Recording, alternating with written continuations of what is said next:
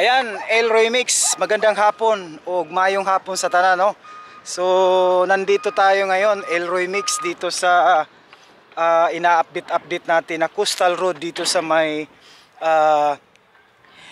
Leon Garcia segment, no? Dito sa Coastal Road. So, ito na yung pinakahihintay na matapos by 2025, para tuloy-tuloy na talagang matatapos na yung Coastal Road dito sa Davao City. And pagkatapos yan dito, tuloy connecting na yan dun sa may Samal.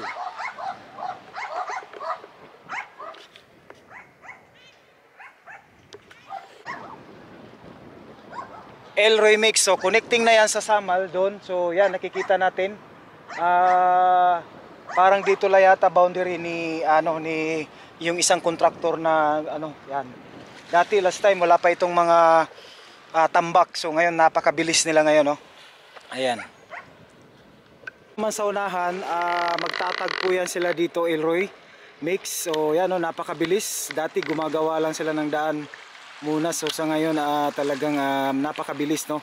Papunta na o marangkada na yung nila dito kasi magtatagpo ito sila, no. Hanggang sa ma-connect ito, magdugtong ito papuntang Davao City Island Samal Connector Bridge Project. Ayan. Time mga 1 month na siguro hindi tayo nakapag-update dito, Elroy Mix. So wala pa itong tambak, no. So medyo so ngayon medyo mabilis. So nagtatambak na sila. So talagang ayan. So medyo low tide ngayon. At saka hindi naman mainit, no. So ayan. So tamang-tama lang yung init para makapag-update tayo. Tambak nila Elroy Mix.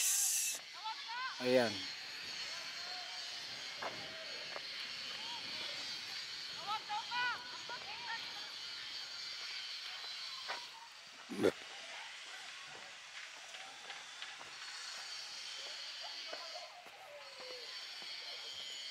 Yan, Elroy Mix. So ito yung minor bridge na gagawin nila.